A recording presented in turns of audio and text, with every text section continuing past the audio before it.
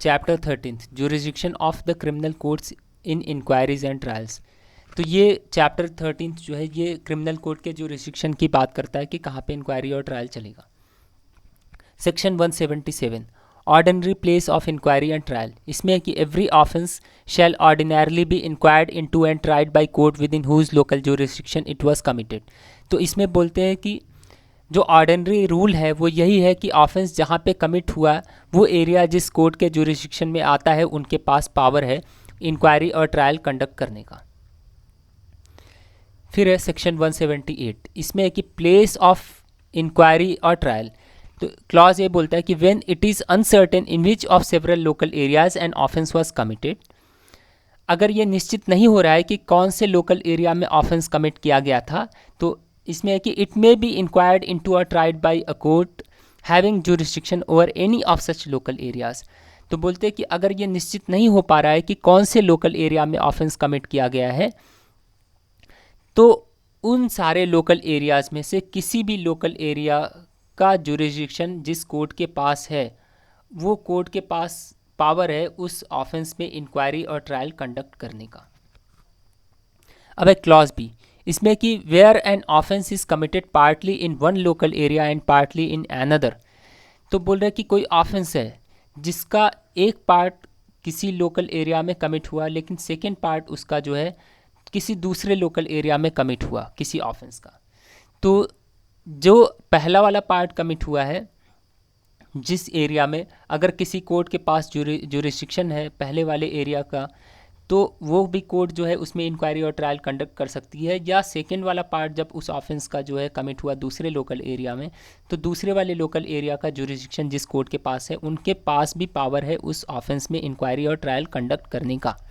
अब है clause C, इसमें where an offence is a continuing one and continues to be committed in more local areas than one. तो इसमें है कि अगर कोई ऑफेंस है वो कंटिन्यूअस ऑफेंस है, कंटिन्यूसली चल रहा है और वो मोर लोकल एरियाज देन वन, मतलब कि कई सारे लोकल एरियाज में वो कमिट हुआ कंटिन्यूसली चलते चलते। फॉर एग्जांपल अगर ऑफेंस बस में कमिट हो रहा है, ट्रेन में तो ट्रेन चल रही है, या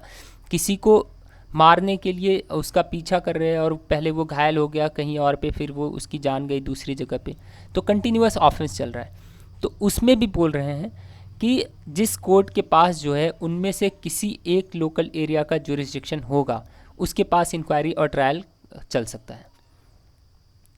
अब है क्लॉज डी, इसमें बोल रहे हैं कि where it consist of several acts done in different local areas. कई सारे एक्ट हैं जो परफॉर्म किए गए हैं डिफरेंट लोकल एरियाज़ में किए गए हैं, तो उन डिफरेंट लोकल एरियाज़ में से किसी भी लोकल एरिया का जुरिस्डिक्शन जिस कोर्ट के पास होगा उनके यहाँ इंक्वायरी और ट्रायल कंडक्ट किया जा सकता है। अब है सेक्शन 179, इसमें offence triable where act is done और कॉन्सिक्वेंस एंस्यूज। तो बोल रहे हैं कि अगर कोई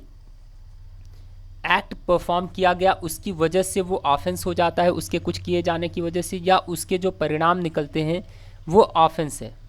तो अगर वो उसके एक्ट की वजह से वो ऑफेंस है या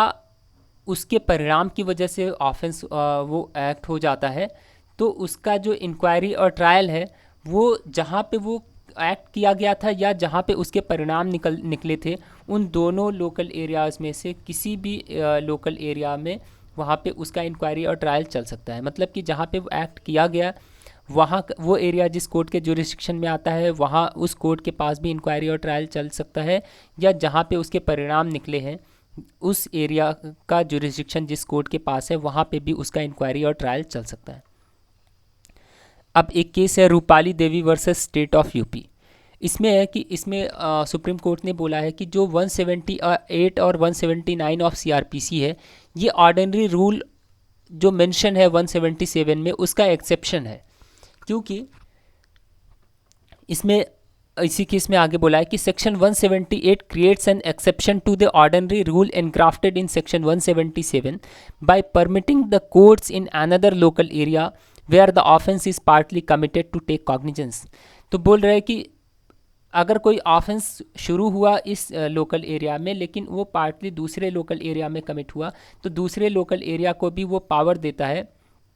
कॉग्निजेंस लेने का उस मैटर में। इसलिए जो है ये ऑर्डिनरी रूल 177 का एक्सेप्शन है, क्योंकि ऑर्डिनरी रूल जो बोलता है 177 में जो मेंशन है वो यही बोलता है कि जहाँ पे ऑफेंस कमिट किया गया उसी वहीं पे इंक्वायरी और ट्रायल चलेगा। लेकिन यहाँ बोलते हैं कि अगर पार्टली एक लोकल एरिया में और पार्टली दूसरे में, तो दूसरे वाले लोकल एरिया का भी जुरिसडिक्शन जिस दूसरे कोर्ट के पास है उनके पास भी पावर है इंक्वायरी और ट्रायल कंडक्ट करने का। फिर आगे, also if the offence committed in one local area continues in another local area, the courts in later place would be competent to take cognizance of the matter. तो बोल रहे हैं कि अगर कोई कंटिन्यूस ऑफेंस है और वो जो बाद वाले लोकल एरिया में वो ऑफेंस कमिट हुआ है, वो एरिया जिस कोर्ट के जुरिसडिक्शन में आता है उनके पास भी पावर है इंक्वायरी और ट्रायल को कंडक्ट करने का। अब आगे इसी केस में उन्होंने बताया है कि under section 179, if by reason of consequences emanating from a criminal act an offence is occasioned in another jurisdiction, the court in that jurisdiction would also be competent to take cognizance. तो बोल रहे हैं कि अगर criminal act की वजह से कुछ परिणाम निकले हैं, तो जहाँ पे वो परिणाम निकले हैं वो एरिया जिस कोर्ट के जुरिसडिक्शन में आता है उनके पास भी वो भी कॉम्पिटेंट है कॉग्निजेंस लेने के लिए उस ऑफेंस में। फिर आगे फिर इसी में बोला है, दस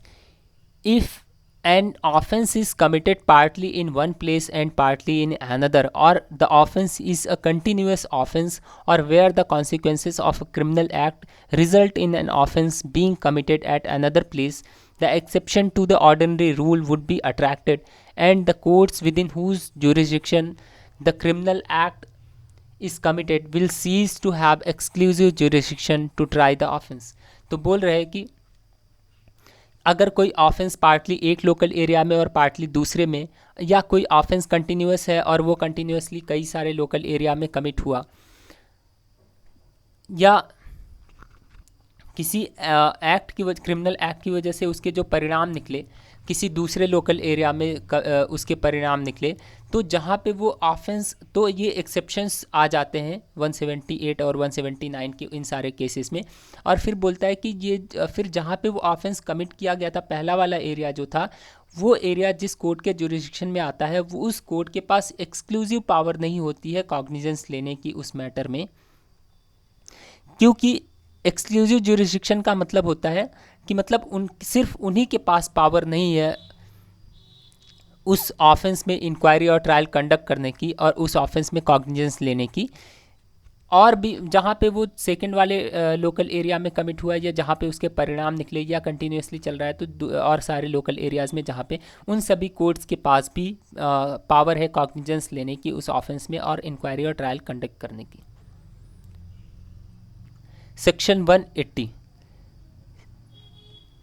place of trial where act is an offence by reason of relation to other offence. तो इसमें है कि when an act is an offence by reason of its relation to any other act which is also an offence, और which would be an offence if the doer were capable of committing an offence. तो बोल रहे हैं कि अगर कोई act offence है क्योंकि उसका संबंध किसी दूसरे एक्ट से है जो खुद में एक ऑफेंस है, या उसको करने वाला जो पर्सन है वो कैपेबल है ऑफेंस कमिट करने के लिए, तो उस कंडीशन में फर्स्ट मेंशन ऑफेंस जो है, जो पहला ऑफेंस है, उसका इंक्वायरी और ट्रायल जो जहाँ पे वो पहला वाला कमिट किया गया या दूसरा वाला जिसके संबंध की वजह से वो ऑफेंस है, तो दूसरा वाला जहाँ पे कमिट हुआ, उन दोनों पहले और दूसरे में से कहीं पे भी जिस कोर्ट के पास जुरिसडिक्शन है उस दोनों में से किसी एक एरिया का उस कोर्ट के पास इंक्वायरी और ट्रायल उसका चल सकता है। Section 181, place of trial in case of certain offences. Subsection 1, any offence of being ठग और मर्डर कमिटेड बाय ठग, of dacoity with murder, of belonging to a gang of dacoits, or of escaping from custody may be inquired into or tried by court within whose local jurisdiction the offence was committed or accused person is found। तो अगर कोई offence है जो ठग का है या murder committed by ठग है या डेकॉइटी है या डेकॉइटी विद मर्डर है या पर्सन गैंग ऑफ डेकॉइट से बिलोंग करता है या कोई पर्सन है कस्टडी से भाग गया है, तो उसका जो इंक्वायरी और ट्रायल होगा वो जिस जगह पे वो ऑफेंस कमिट किया गया है वो एरिया जिस कोर्ट के जुरिसडिक्शन में आता है वहाँ पे उसका इंक्वायरी और ट्रायल चल सकता है, या जहाँ पे उस अक्यूज्ड को, जहाँ पे वो मिला अक्यूज्ड उस जगह वो एरिया भी जिस कोर्ट के जुरिस्डिक्शन में आता है वहाँ पे भी उसका इंक्वायरी और ट्रायल चल सकता है। अब आता है सबसेक्शन 2। इसमें एनी ऑफेंस ऑफ किडनैपिंग और abduction of a person may be inquired into a tried by a court within whose local jurisdiction the person was kidnapped और एबडक्टेड और वाज कन्वेड और कंसील्ड और detained. तो बोल रहे हैं कि अगर कोई ऑफेंस किडनैपिंग या एबडक्शन का है तो जहाँ पे वो पर्सन किडनैप किया गया था या एबडक्ट किया गया था वो एरिया जिस कोर्ट के जुरिस्डिक्शन में आता है उस कोर्ट के पास उसका इंक्वायरी और ट्रायल चल सकता है, या जहाँ उस पर्सन को कन्वे किया या कंसील किया गया या डिटेन किया गया, छिपाया गया या डिटेन किया गया या उसको कन्वे किया गया, तो वो एरिया जिस कोर्ट के जुरिस्डिक्शन में आता है वहाँ पे भी उसका इंक्वायरी और ट्रायल चल सकता है। अब आता है सबसेक्शन 3। इसमें any offence of theft, extortion और robbery may be inquired into a tried by court within whose local jurisdiction the offence was committed. तो बोल रहे अगर कोई ऑफेंस है वो थेफ्ट, एक्सटॉर्शन या रॉबरी से रिलेटेड है तो जहाँ पे वो ऑफेंस कमिट किया गया था वो एरिया जिस कोर्ट के जुरिस्डिक्शन में आता है वहाँ पे उसका इंक्वायरी और ट्रायल चल सकता है, या stolen property which is subject to the offence was possessed by any person committing it. तो जो स्टोलन प्रॉपर्टी है वो जिस पर्सन ने ऑफेंस कमिट किया है उसके पोजीशन में वो स्टोलन प्रॉपर्टी जहाँ से मिलती है वो एरिया जिस कोर्ट के जुरिस्डिक्शन में आता है वहाँ पे भी उसका इंक्वायरी और ट्रायल चल सकता है, या by any person who received और रिटेन्ड सच प्रॉपर्टी नोइंग और having reason to believe it to be stolen property. तो बोल रहे हैं कि या कोई थर्ड पर्सन जो ये जानते हुए भी कि ये स्टोलन प्रॉपर्टी है उसके पास से वो रिसीव करता है उस प्रॉपर्टी को, स्टोलन प्रॉपर्टी को, या अपने पास रखता है, तो जिस जगह से पे वो रखता है या रिसीव करता है वो एरिया जिस कोर्ट के जुरिस्डिक्शन में आता है वहाँ पे भी उसका इंक्वायरी और ट्रायल चल सकता है। अब आता है सबसेक्शन 4। इसमें any offence of criminal misappropriation or of criminal breach of trust